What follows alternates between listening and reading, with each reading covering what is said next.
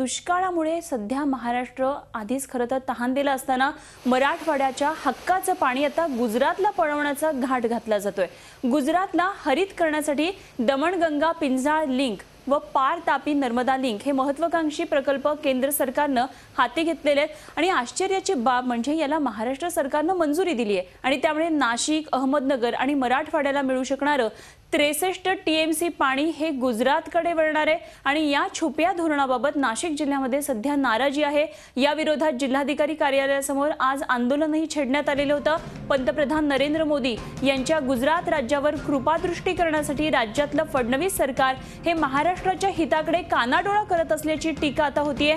काही दिवसांपूर्वी केंद्रीय मंत्री उमा भारती यांनी सुद्धा मुंबईमध्ये दमणगंगा पिंजाळ लिंक प्रस्तावाबाबत प्रयत्न केल्याची माहिती मिळतेय।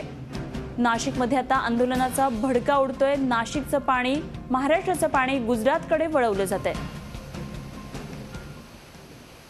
भुगड व खारगिल धरणातून पाणी टनेल करून मुंबईला आणण्याचं निमित्त केलं जात आहे, परंतु प्रत्यक्षात 20 टीएमसी पाणी मुंबईला देण्याचं निमित्त करून उर्वरित 63 टीएमसी पाणी हे गुजरातमधील मधुबन धरणात नेऊन तिथून दमणगंगा साबरमती लिंकद्वारे ते पाणी खंबाटच्या धरणात टाकण्याचं त्यांचं नियोजन आहे।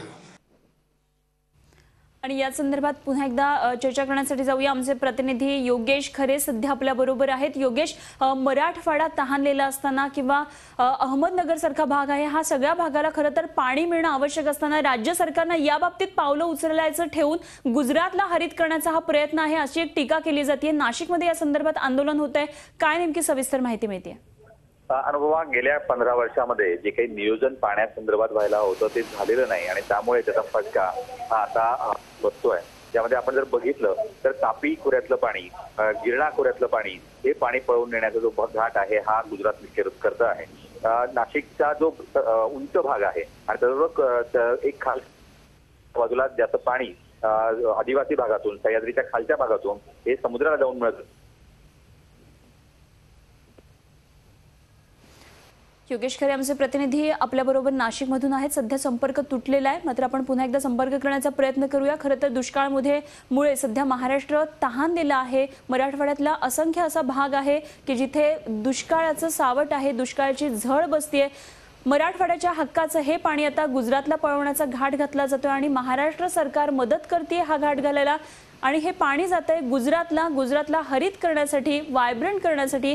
दमणगंगा पिंजाळ लिंक आणि पार तापी नर्मदा हे लिंक महत्त्वाकांक्षी प्रकल्प केंद्र सरकारनं हाती घेतलेले आहेत आणि आश्चर्याची बाब म्हणजे याला महाराष्ट्र सरकारनं सुद्धा मंजुरी दिलेली आहे। आणि याच संदर्भात आपण आणखी चर्चा करूया। सध्या आपल्याबरोबर जलतज्ञ आहेत राजेंद्र जाधव, आपण त्यांच्याबरोबर चर्चा करूया। नमस्कार सर, काय नेमकं टेक्निकल या सगळ्या बाबी आहेत एकदा आपण स्पष्ट कराव्यात? दमणगंगा नारपारच्या खोऱ्यामध्ये चितळे अहवालानुसार 133 टीएमसी पाणी उपलब्ध आहे। केंद्र सरकार आता नवीन फॉर्म्युला लावून हे पाणी कमी दाखवण्याचा प्रयत्न करत आहे।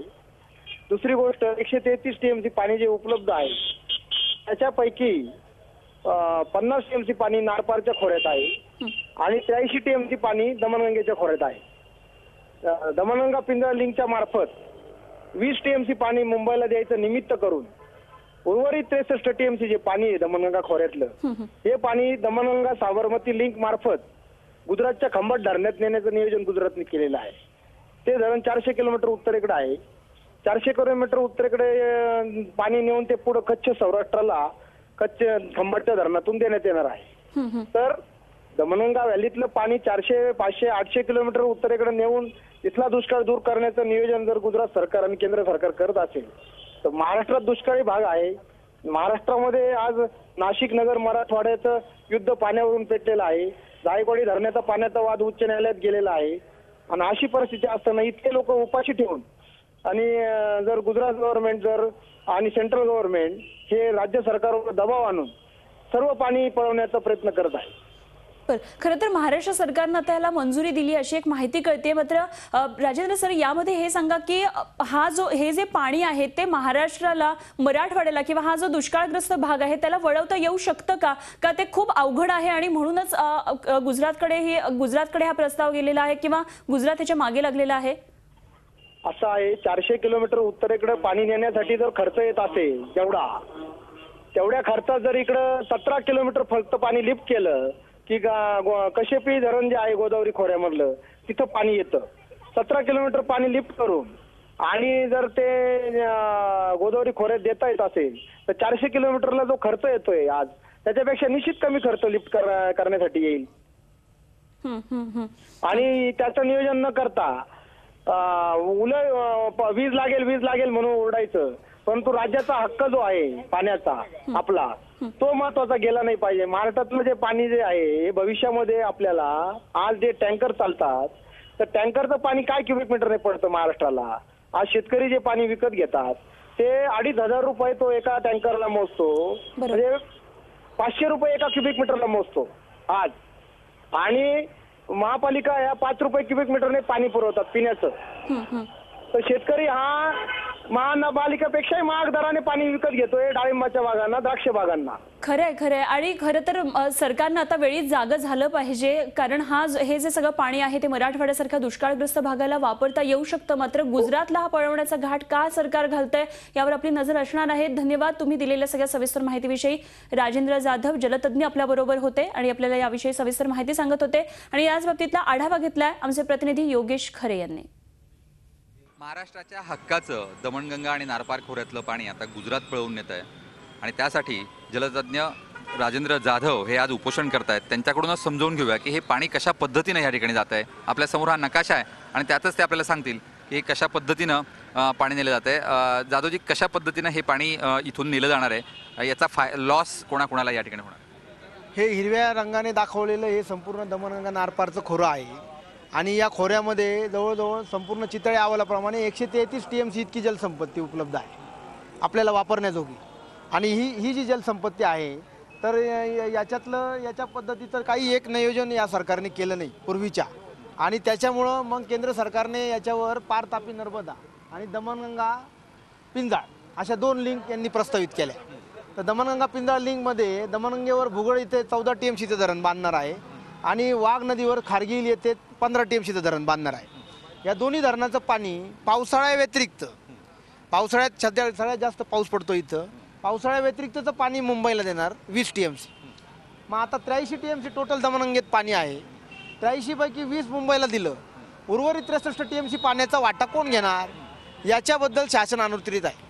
आणि आमचं हे मागणी ठाम की बा या 63 TMC पाणी जे आहे आपल्या हद्दीतलं हे आपण गुजरातला देण्याचं काही एक कारण नाही.